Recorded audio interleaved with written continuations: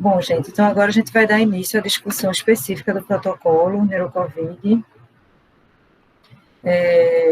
Primeiro, uma breve introdução sobre o que a gente já sabe sobre AVC e Covid-19, né? O que se sabe é que há evidências biológicas que favorecem um potencial patogênico desse novo vírus, que é o SARS-CoV-2, em tecido cerebral e vasos.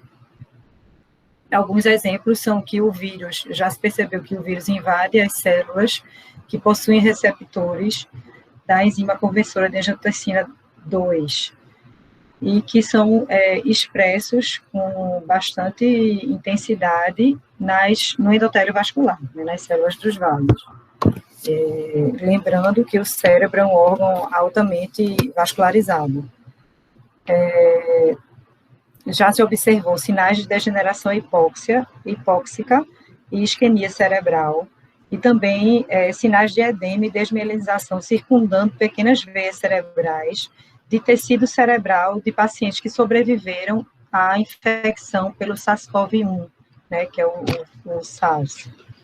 E lembro que esses dois vírus, o SARS-CoV-1 e o 2, eles são muito semelhantes, eles têm uma relação muito forte de proteínas antigênicas e no que diz respeito à patogenicidade também. E em biópsia de cérebros, no estudo alemão, já se identificou o RNA do SARS-CoV-2, né, em 8 de 22 casos fatais.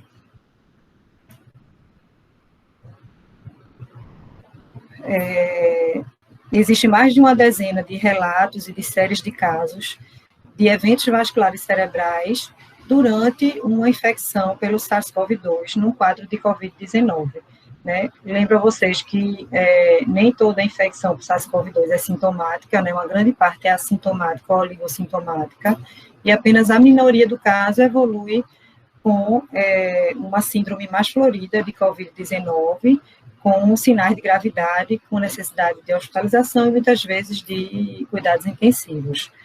Bom, então essas séries de relatos de caso, pelo menos na minha busca de literatura, eu encontrei algumas séries de relatos de caso sobre AVC em pacientes com Covid-19, tanto da China como dos Estados Unidos, Reino Unido, Itália, Holanda, Espanha, Irã, França e Brasil. E essas publicações totalizam mais de 200 casos de eventos vasculares cerebrais em pacientes com Covid-19. Casos publicados, né? E em relação à meta-análise, que a gente sabe que é o nível mais alto de evidência na literatura científica, tem duas meta-análises que avaliaram doença cerebrovascular e Covid-19, pelo menos até onde eu conheço. Tem a meta-análise de Lee, que saiu primeiro em março de 2020, que observou que 17% dos pacientes com Covid-19 em necessidade de UTI tinham alguma doença cardio ou cerebrovascular, e que esse número era 3,3 vezes maior do que o percentual em pacientes com Covid-19 não graves. Já na meta-análise de Agarwal, eu não sei como pronuncia, que saiu em maio de 2020, observou-se que a doença cerebrovascular era 2,5 vezes mais frequente em pacientes com Covid-19 grave ou fatal, quando comparados a pacientes não graves e não fatais. Bom, então, com base nisso, nessas observações, e no que a gente já sabe sobre a relação, né, que pode existir entre AVC e Covid-19, a gente se pergunta se parte dos novos eventos cerebrovasculares no Brasil serão provocados ou agravados pela infecção por SARS-CoV-2, independente do paciente ter sintomas de Covid-19. A hipótese é de que a infecção pelo SARS-CoV-2 aumente a chance de AVC ou agrave o quadro clínico de um paciente que tem AVC estando infectado, ou tendo tido recentemente a infecção, e que mecanismos imunopatogênicos e trombogênicos estejam relacionados com essa associação encontrada. O objetivo primário do nosso estudo é investigar a associação da infecção pelo SARS-CoV-2 com a ocorrência e com a gravidade do AVC e mecanismos imunopatogênicos envolvidos. O objetivo secundário é descrever outras manifestações neuroclínicas em pacientes infectados pelo SARS-CoV-2 e identificar fatores fenotípicos e genotípicos associados. Bom, e aí, para a gente responder a esses questionamentos, nós listamos alguns objetivos específicos. O primeiro seria descrever e comparar o perfil clínico e laboratorial de pacientes com AVC e com infecção pelo SARS-CoV-2, certo? Comparando-se com os que não têm, que têm AVC, mas que não tiveram a infecção pelo SARS-CoV-2. Assim como também identificar outras manifestações da infecção pelo SARS-CoV-2 no sistema nervoso central, como, por exemplo, encefalites ou meningoencefalites, encefalopatias agudas. O outro objetivo específico é justamente determinar a associação da ocorrência de AVC e outras síndromes vasculares cerebrais com a infecção pelo SARS-CoV-2. Terceiro, conhecer o padrão clínico, imune, inflamatório e trombogênico em adultos infectados por SARS-CoV-2 com e sem AVC. E conhecer a dinâmica viral e de anticorpos em pacientes com AVC infectados pelo SARS-CoV-2. Se vocês tiverem alguma dúvida em relação a hipótese ou ao objetivo primário e secundário, vocês podem falar, viu, minha gente?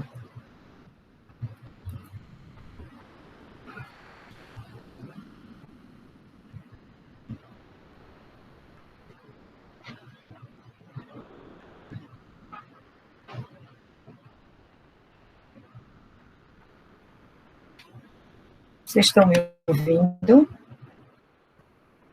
Estão vendo bem? Sim. Ok.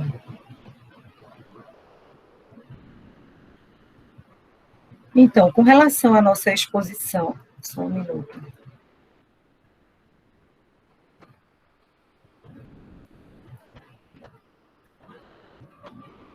Com relação à nossa exposição e ao desfecho. Então, só para ficar bem explicado, né, bem esclarecido. Nossa exposição é a infecção pelo novo coronavírus, pelo SARS-CoV-2, certo? A gente pressupõe que um paciente que chega ao hospital por um evento agudo e que está infectado pelo SARS-CoV-2, essa infecção, ela precedeu o desfecho ou, no máximo, foi concomitante ao desfecho de interesse. Nosso desfecho de interesse é o AVC, né? Então, como é que a gente vai fazer o diagnóstico dessa exposição? A gente vai fazer com 3 testes, certo? O primeiro deles seria a detecção do vírus, né, no SWAB, através do PCR, teste molecular, que aí, estando positivo, vai dizer para a gente se o doente está com uma infecção aguda, naquela fase aguda, com a presença do vírus na orofaringe, né? O outro teste vai ser a pesquisa de IgG sérica específica, anti-SARS-CoV-2, que a gente vai fazer no soro, no sangue que vai ser coletado dos pacientes no momento da inclusão, que vai dizer para a gente se ele teve um contato, né, de fevereiro para cá com esse vírus, né, já que é um vírus novo, né, que só está aí de fevereiro para cá, É essa informação que a IgG vai dar para a gente. Nos que forem negativos para esses 2 primeiros testes, a gente vai testar a presença de IgA. A IgA é uma alternativa para o que a IgM que a gente tanto conhece. Também é uma imunoglobulina que aparece na fase aguda, subaguda das infecções, e já existe relato de que ela tem uma acurácia diagnóstica melhor do que a IgM, por isso que a gente escolheu a IgA. Então, a gente fazendo a IgA e ela dando positiva nesse sangue coletado, ela indica para a gente que o doente está com a infecção subaguda, né? Teve uma infecção subaguda, na fase subaguda do SARS-CoV-2.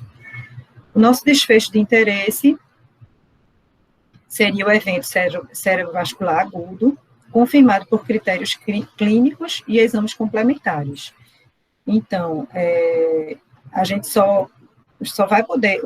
A infecção, o nosso diagnóstico de infecção, da exposição, vai contar com o apoio dos LACENs associados, né, parceiros a esse estudo. Jurandir é a pessoa que coordena dentro do estudo essa colaboração, né, essa rede de laboratórios, para que a gente consiga determinar com a melhor acurácia e a melhor confiabilidade possível a exposição. Né, lembrando aquilo que Suzy falou, que a forma que a gente define e que a gente tem a certeza do diagnóstico da nossa exposição e desfecho são essenciais para a gente conduzir um caso controle bem feito, né? Então, essa rede de laboratórios vai trabalhar de forma padronizada e harmonizada, assim como eu espero que aconteça no nosso trabalho de campo, né, para que a definição da exposição seja bem acurada e confiável. Quanto ao desfecho, a gente vejam que isso só é possível com como o Suzy falou, uma associação muito forte entre a instituição de pesquisa e os serviços de saúde. O desfecho de interesse é justamente a doença que está acometendo nossa população, as doenças que estão acometendo. No nosso caso, são os casos de eventos vasculares cerebrais. Para que a gente possa definir corretamente o nosso desfecho, a gente precisa que os pacientes sejam avaliados por especialistas, que é o caso aqui no nosso estudo, né? A gente construiu uma rede de serviços de neurologia com especialistas de nome, né, no assunto, que entendem muito bem sobre o assunto, que tem experiência em ver AVC e outras doenças neurológicas, então isso não vai ser um problema para o nosso estudo. E também vamos precisar confirmar com exames complementares, né? Então, talvez isso seja a maior fragilidade, porque como a gente tem, a maioria dos serviços são serviços do SUS, a gente sabe que às vezes a gente não consegue fazer tudo o que a gente precisa para fechar o caso clínico, fechar o diagnóstico clínico do paciente, né? Então, talvez algum exame mais específico a gente não consiga, mas pelo que eu venho conversando com vocês, né, das equipes, eu vejo que os serviços são serviços realmente bem estruturados e que têm disponibilidade do que a gente precisa, né, para fazer o diagnóstico. Então, dentro desse grupo de eventos vasculares, a gente vai ter diagnósticos de AVC isquêmico, hemorrágico, trombose venosa cerebral e os acidentes isquêmicos transitórios.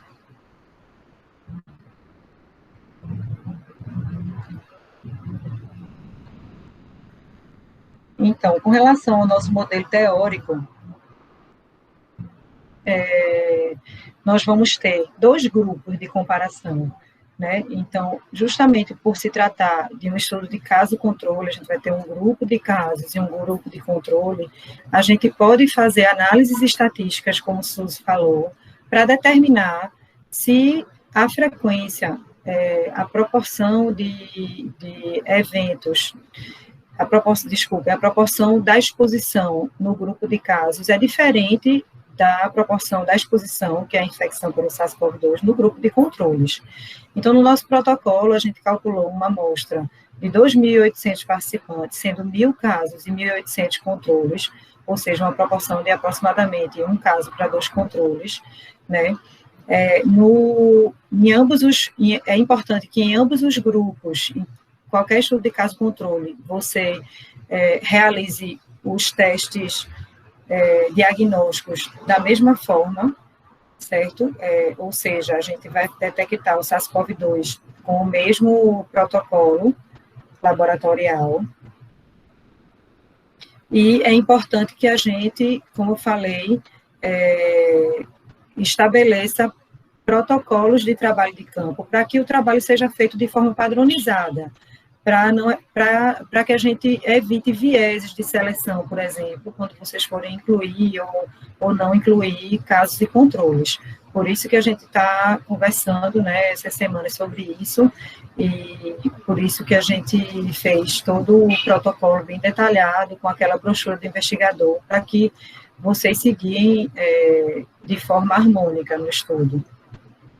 Então, no modelo teórico, a gente pensa que a gente vai ter uma frequência de infecção, né, pelo SARS-CoV-2 acima da frequência da população geral, nesse grupo de casos, né? A gente pensa que esse grupo de controles vai representar uma população geral que busca os serviços de pronto atendimento, os mesmos serviços que os casos de AVC estão procurando, né, vão procurar, ou seja, os serviços de vocês.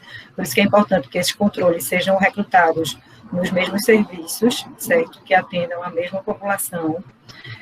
Porque, como Fátima falou, é muito importante que a gente imagine que os controles, se tivessem um AVC, eles estariam sendo atendidos nessa mesma rede de saúde, certo?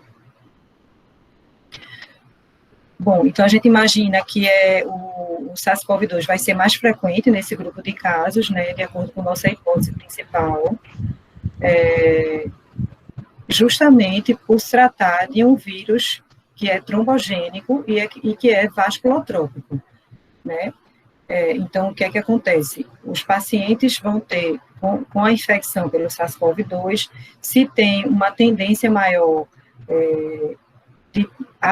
se tem uma tendência a ter AVC, ou seja, se ele já tem fatores de risco para ser vasculopata, essa infecção é possível, né, que desencadeie com mais facilidade o evento do AVC, certo? Porque a gente imagina que isso vai ser um fator de instabilidade vascular, né, para esse paciente que já tem os fatores de risco cardiovascular, e que provavelmente já tinha aterosclerose prévia, certo? Então, é importante que esses controles também possuam os mesmos fatores de risco, certo? Ou seja, tenham o mesmo perfil dos casos, por isso que a gente vai parear os controles para idade e para sexo, e que a diferença entre os grupos, ou seja, esse peso que está provocando esse AVC seja atribuível à infecção pelo SARS-CoV-2, certo? Porque a gente precisa que esses outros fatores sejam comparáveis, né, para que a gente imagine que a diferença principal entre esses dois grupos, né, que tem AVC e que não tem, seja justamente a maior frequência da infecção. Então, o desenho do nosso estudo é um caso-controle multicêntrico, de base hospitalar, que a gente pode classificar como confirmatório, e de casos incidentes, porque a gente vai pegar o AVC com sintomas agudos dentro das 24 horas da entrada no hospital. E vai ser um caso-controle com controles pareados na proporção de 1:2. Nossos casos vão ser pacientes com AVC, com sinais focais e sem sinais focais, que posteriormente podem ser um AVC confirmado, certo? Ou um AVC que foi suspeito, mas que não foi confirmado, certo? Como assim? O paciente vai dar entrada com AVC, que pode ser um caso suspeito, com sinais focais, como nos casos de AVC e AVCH e AIT, pode dar entrada com um AVC sem focais, com sangramentos intracranianos e tromboses intracranianas não traumáticas, que posteriormente, durante o internamento, né, vão ser confirmados com o exame de imagem, ou depois que a investigação for feita, podem ser casos de AVC afastados e vai ser feito outro diagnóstico. Então, eles vão entrar nesse grupo de AVC suspeito, mas que não vai ser confirmado no final das contas, mas que vai responder a um dos nossos objetivos secundários, que é descrever outras manifestações neuroclínicas da COVID-19, da infecção pelo SARS-CoV-2. Minha gente, se tiverem dúvida, vocês podem perguntar, viu?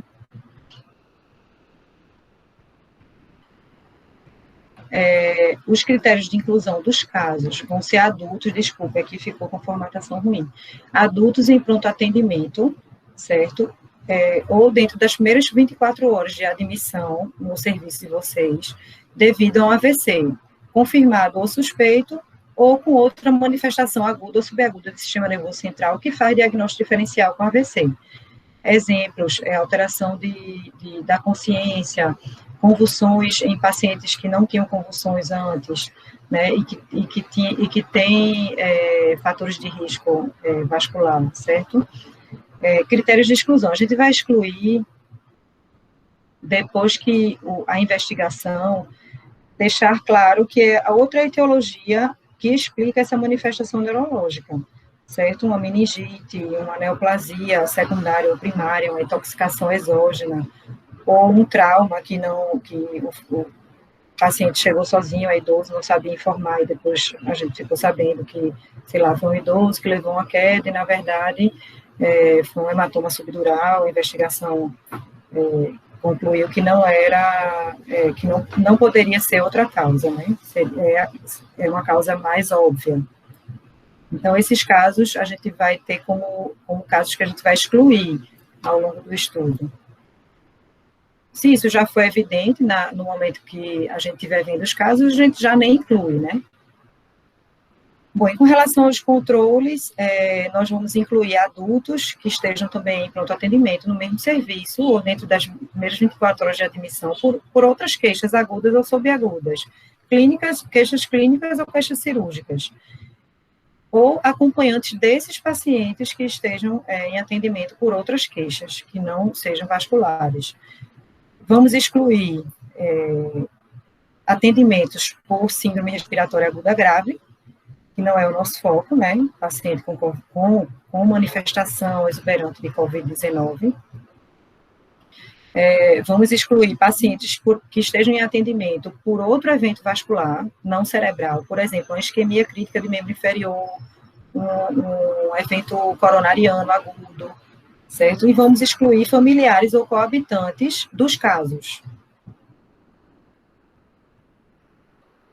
Então, como Fátima já tinha explicado na aula dela de caso controle, os nossos resultados, eles vão acabar assim, numa tabela de contingência, né, 2x2, onde a gente vai ter casos, que são os nossos doentes, com AVC, e controles, que são os nossos não doentes, ou seja, sem AVC. Não doente ou controle não significa que a pessoa tem que ser saudável, tá? No nosso caso, a gente vai pegar pacientes com outras doenças, né? Então, nós vamos ter nossos casos de AVC e nossos não casos, nossos controles sem AVC. E nossa exposição vão ser os pacientes que têm evidência de infecção pelo SARS-CoV-2 durante essa pandemia, né? No caso aqui no Brasil, de fevereiro para cá, e os pacientes que não têm a evidência de terem tido contato com o vírus. E aí a gente vai ter essas frequências aqui, né? A letra A significa os casos, os pacientes com AVC que tiveram contato com o vírus. Letra B, os pacientes sem AVC que tiveram contato. Letra C, os pacientes com AVC que não tiveram contato com o vírus. E letra D, os pacientes sem AVC que não tiveram contato com o vírus. E aí, a medida de associação que a gente usa, como o Fátima explicou para vocês, é a razão de chances, né? Onde essa é a chance de encontrar a infecção, ou seja, a chance da exposição, né, entre casos e controles, e a chance da não exposição entre casos e controles. Né? Traduzindo para o nosso estudo, seria uma razão entre a razão de pacientes com AVC que tiveram contato com o vírus, sobre os controles que tiveram contato. A gente imagina que quanto maior a associação, mais alto é esse número, né, essa razão, porque eu vou ter mais, desculpem, gente, eu vou ter mais pacientes com infecção, né, mais casos com infecção e muito menos controles com infecção, né? E aí essa razão dividida por outra razão, que é a razão da não infecção, da pessoa não ter tido contato com o vírus, certo? Tendo AVC e dos controles não terem tido contato com o vírus, certo? Então, esse número, quanto maior a associação, esse número, essa razão aqui vai ser menor, né? Eu vou imaginar que eu vou ter menos pessoas com AVC sem ter tido contato com o SARS-CoV-2, né? Quanto mais isso aumenta, mais isso diminui. E aí, essa razão de chances aumenta. Então, a gente imagina que a gente vai ter uma razão de chances de pelo menos duas vezes mais frequência de infecção pelo SARS-CoV-2 entre os casos com AVC. Bom, gente, era isso.